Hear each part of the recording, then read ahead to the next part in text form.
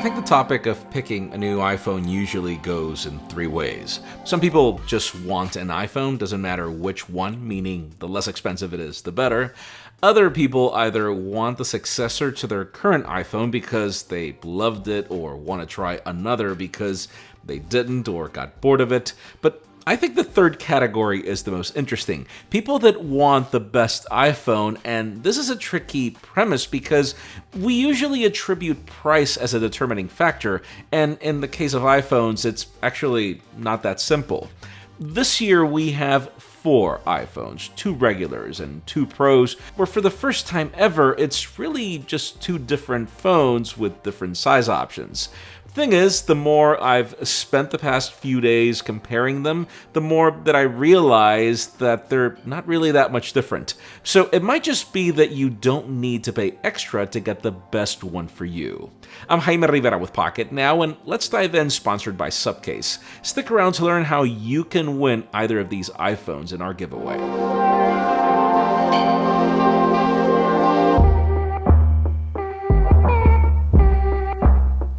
I think the most important thing to consider is that, in my opinion, these are the best iPhones Apple has ever launched. And I know that many of you consider that these are just an iteration from last year, and visually they sort of are, but think of it like the M1 launch, where it's exactly what each product should have always been, even if baked under familiar hardware. And I say familiar because looks actually can be deceiving. I'll have comparisons with the older models soon for you to understand where I'm going. So to start, doesn't matter which iPhone you pick, you get the same exact thing in the box. A phone, a USB-C cable to Lightning, and you'd assume that at least the Pro models get a couple of perks given the price difference, but not the case here. If anything, they did go far more environmental this time, as there's no plastic to be seen here. For those of you looking for a good charger, I'll be sure to link to some alternatives from Subcase that are pretty versatile. Now, as for their differences, think of it this way. If you like small to medium phones that are light, then the 13 series should be your pick. Now, if you prefer a bit more heft in the medium range, or you flat out just like large phones, then the 13 Pro series should be for you. Just keep in mind that there's a difference in price and features. The 13 series is made from the same aluminum most high-end phones are made of, but then the Pro series adopts a stronger stainless steel. Now, if resale value matters to you, I'd recommend you pick a darker color if you go Pro, as my 12 Pro Max After the Buzz proved that silver doesn't really age as well as aluminum. I do prefer the matte back on the Pro series though, but it's not like if the regular 13 doesn't handle fingerprints well in most cases. Color options are also owned by the regular 13 models for anyone looking for variety, even if I'd consider the Pro variants to have a more elegant finish. Now, from the front, their screens are nearly identical. Same flat finish, same ceramic shield protection, same smaller notch for Face ID that pushes the earpiece higher, and nearly the same AMOLED panels across the board. This means all 4 models have amazing color accuracy, contrast, and are all bright enough to handle outdoor visibility just fine. Where they vary is that the Pro models have LTPO panels that allow for variable refresh rate from 10 to 120 Hz. That means it's more efficient at sipping power during moderate use and smoother if you add intensity. Now, if that doesn't matter to you, stack them side by side, and most of the time, you'll feel all 4 have the same quality, and the same experience extends to the dual firing speakers on each unit. So yeah, strong hardware, nice looks, but just keep in mind that neither phone is indestructible, and that's where channel sponsor Subcase has you covered. Those of you looking to go minimalistic without losing the metal feel, there's the UB Edge that now even includes the option for a screen protector. Those looking for a bit of color, the UB style comes in lots of options that match whatever combo speaks to you. But then those of you looking for the complete protection, the award-winning UB Pro is still unmatched in durability and all the perks you get for the price. Follow the first link in the description to give Subcase a try, and don't forget to participate in our giveaways while you're at it. Now, as for the experience of using these phones, it's interesting that regardless of which one you pick, iOS 15 is pretty consistent. The icons will just be a bit more spread out between the Pro Max and the Mini, and naturally text will be larger. But even if there are resolution differences, since their pixel density doesn't vary much, you only get a bit more content on the Pro Max and not really the 20% difference in their size. The Pro and the regular share the exact same numbers though, so both are identical. And this is good because you're not really getting a watered down experience if you go Mini. You can feel confident that if this size works for you, so will the experience. It's not good because it means there's a lot of wasted space on the Pro Max.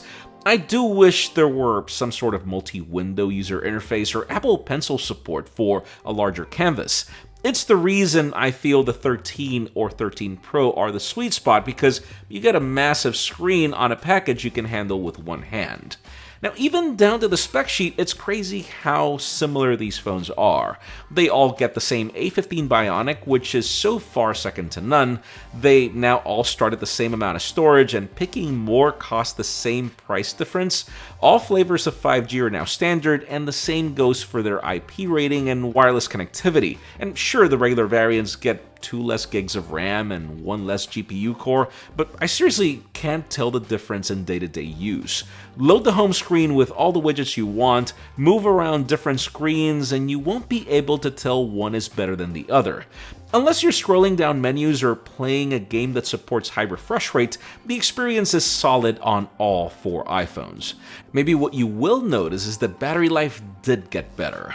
I'll leave my final verdict for our full reviews of each, but so far I'm ending the days just fine, and that actually includes on the Mini.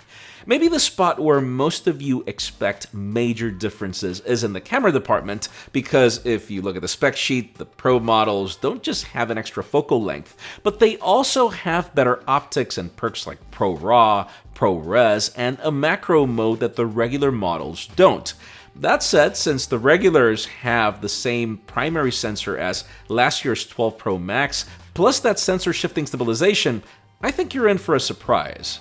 During the day, you won't be able to tell much of a difference from a distance. Whether you use the ultra-wide or the standard camera, their results are nearly identical. And even if you wanted to punch into 3x digital on that 13 just to match the optical capabilities of the Pro, I'd say these digital shots are pretty decent. You just can't punch into 15x like you can on the Pro, but let's be honest, it's not really that much usable. The problem is close-ups, where I have a love and hate relationship with the Pro, as I like shallow depth of field a lot, and it forces the macro mode automatically without a way to switch it off. And don't get me wrong, it is pretty cool for you to get closer, but not compared to the 13 when you really don't. Where you will notice the optical differences is in low light. I'd say both smartphones perform admirably from their primary sensors in very tough conditions. It's when you switch to the ultra-wide that the 13 Pro takes far less time to take the shot, but then the results aren't really that much better. And the same thing is if you punch in on both, as it's really just a digital crop. Now, portraits and selfies are literally the same, as those modules are identical across the board, with some pretty good separation and also detail. If you were to jump to video, the results are nearly identical in detail, stabilization, and color reproduction. I would trust any of these 4 iPhones to serve as my B camera so long as I have good light, and the same can be said about the 4K at selfie performance from the front camera. Now, I'm choosing to skip the cinematic mode on all phones because it only supports 1080p HDR, which I can't portray on this 8-bit video, it's a nightmare to edit, and it's also capped at 30 FPS, which in my opinion is not cinematic frame rate. Even the ProRes differentiation between the Pro and the regulars is not available for testing at the time of this comparison. To conclude, I think you understand why I'm kinda shocked. You'd think there would be major differences between them, but it turns out that regardless of which iPhone you pick, you're still getting an iPhone in every sense of the word. There's really nothing here I'd call watered down at all. And yes, there are differences, but I can't say that any would be considered a step back between one lineup or the other. Now, obviously, I have to pick one, and that's harder than it sounds. See, as much as I feel the Mini is too good for its size, I need reading glasses, so that kills it for me in day-to-day use. And as much as I love the added real estate of the Pro Max, I do a lot of commuting, and one-handed use is not really its cup of tea. If either of those extremes work for you, then go for it. Really, the best middle ground is either the 13 or 13 Pro, and where what you have to consider is how much you care about stainless steel, an extra camera lens, added photography and video perks, and 120Hz on the display. Now, in my case, because I'm a creator, going 13 Pro is really a no-brainer. For me, the more focal lengths I get, the better, but stay tuned for our full reviews coming soon to shed more light on my full experience using each of these phones. Now, in your case, that might not be necessary. If you're looking for the best iPhone money can buy, I think all 4 devices fit the bill. The question really is which one matches most of your needs.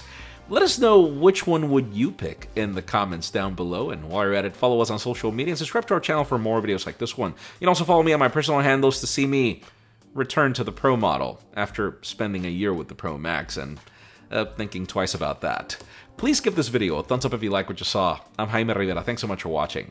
We'll see you on the next one.